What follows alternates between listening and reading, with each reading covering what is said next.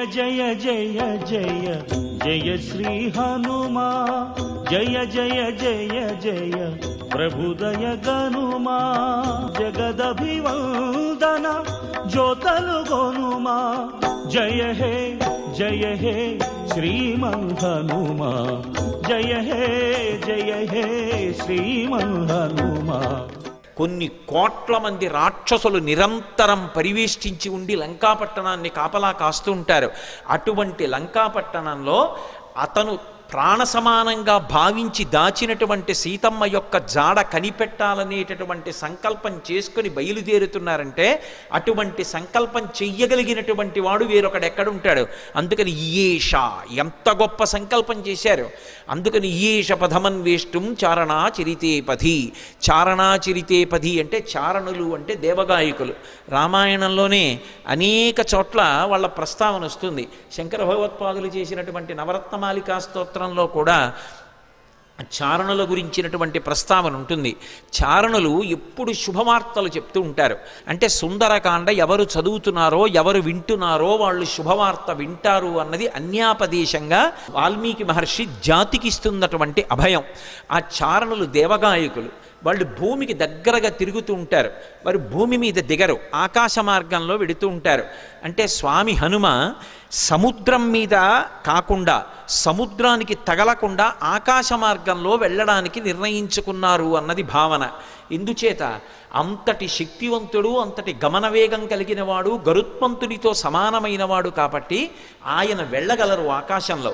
కాబట్టి తతో రావణనీతాయా సీతాయా శత్రుకర్షణ ఈయేష పథమన్వేష్టం చారణాచరితే పథి. అదే శ్లోకం సంసారం అనేటటువంటి సముద్రాన్ని తరించడానికి ఎటువంటి ఉపాయములను అనుష్ఠిస్తారో అటువంటి ఉపాయములు హనుమ ద్వారా ఆవిష్కరింపబడిన కాండ కాబట్టి అదే శ్లోకాన్ని వేరొక రకంగా అన్వయం అయినప్పుడు హనుమ వలన మాత్రమే మళ్ళీ అందులో ఇంకొక విషయం ఆవిష్కరింపబడుతుంది. ఆయన చారణాచరితే పథి, చారణులు వెళ్ళినటువంటి మార్గంలో వెడుతున్నారు. చరణము అన్న మాట దేనికి అన్వయం అవుతుందంటే ప్రధానంగా వేదంలో ఉండేటటువంటి మంత్రభాగాలు ఉంటాయి. వేదంలో ఉండేటటువంటి మంత్రభాగాలకి సంబంధించినటువంటి విభాగాల్ని చరణములు అని పిలుస్తారు. చారణ చరితేపథి అంటే వేదము చేత చెప్పబడినటువంటి సంప్రదాయబద్ధమైనటువంటి మార్గంలో ప్రయాణం చేసి బ్రహ్మ విద్యాస్వరూపిణి అయినటువంటి సీతమ్మ జాడ తెలుసుకోవడానికి ఒక గొప్ప ఉపాసకుడు ఉపాసన ప్రారంభం చేశాడు. అంతర్ముఖత్వాన్ని, లంక అనబడేటటువంటి ఈ శరీరం లోపలికి వెళ్ళి ఇక్కడే ఉన్నటువంటి సీతమ్మ యొక్క దర్శనానికి వెడుతున్నాడు. అలా వెడుతున్నవాడు మహాసాధకుడు, మహాపురుషుడు.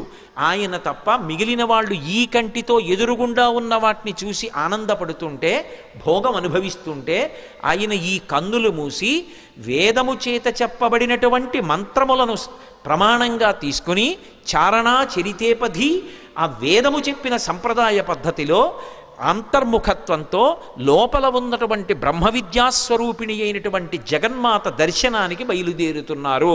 ఇది చెప్పడం ఆ శ్లోకానికి ఉన్నటువంటి ఆంతరమైనటువంటి అర్థం. అందులో రావణ అన్న చోట మధ్యలో ఉన్నటువంటి వా గాయత్రీ మహామంత్రంలో ఉన్నటువంటి బీజాక్షరం. అక్కడికి వచ్చేటప్పటికి బీజాక్షరం ప్రతిపాదింపబడింది. గాయత్రీ మంత్రం ఒక్కదానికి ఒక ప్రత్యేకత. 24 అక్షరాలు బీజాక్షరాలే. 24 అక్షరాలకి ఋషులున్నారు, 24 అక్షరాలకి అధిష్టాన దైవాలు ఉన్నారు.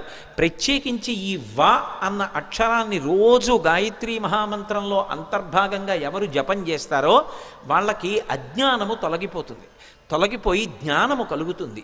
అంత గొప్పగా అజ్ఞానమును తొలగించగలిగినటువంటి ఒక యోగిస్వరూపయ్యి అటువంటి మార్గాన్ని మనకి ప్రచోదనం చేస్తూ ఉపాసనా రహస్యములను ఆవిష్కృతమయ్యేటటువంటి రీతిలో స్వామి హనుమ లంకాపట్టణానికి బయలుదేరుతున్నారన్నది ఆ శ్లోకంలో సంకేతం. అందుకని తతో రావణనీతాయా సీతాయా శత్రుకర్షణ ఈయేష పథమన్వేష్టం చారణా చరితేపథి. శత్రుకర్షణ అంటే శత్రువులను అణచినవాడు. ఏవి శత్రువులు? కామక్రోధ లోభ మదమోహమాత్సర్యములే శత్రువులు. కానీ లోకంలో అందరికీ ఎవడి కామం వాడికి సంతోషంలా అనిపిస్తే అవి శత్రువులని భావించి వాటిని పక్కకి పెట్టి భగవద్దర్శనం కోసమని శ్రమిస్తున్న వాడెవరున్నాడో వాడు ఉపాసకుడు. అందుచేత ఆయన శత్రుకర్షణుడు. శత్రుకర్షణుడైనటువంటి హనుమ బయలుదేరుచున్నారు. ఈ శ్లోకంలో గొప్ప విషయం ఏమిటంటే, అసలు ఎప్పుడూ రామాయణం వినని వాడికి ఈ శ్లోకంతో కథ మొదలుపెట్టారనుకోండి, అందులో హనుమ పేరు లేదు. మీరు పూర్వాపరాలు చెప్తే తప్ప ఎవరు బయలుదేరుతున్నారో తెలియదు. కానీ ఈ జాతి గొప్పతనం ఏమిటంటే, రామాయణం తెలియని వారు ఉండరు కాబట్టి హనుమ బయలుదేరుతున్నారు అని నేను చెప్పేసేయచ్చు. యథార్థంగా ఆలోచిస్తే అందులో ఎక్కడుంది హనుమ పేరు? ప్రారంభ శ్లోకంలో తతో రావణ నీతాయా సీతాయా శత్రుకర్షణ ఈయేష పథమన్వేష్టం చారణా చరితే పథి. ఆయన బయలుదేరుతున్నారు. ఎవరాయన?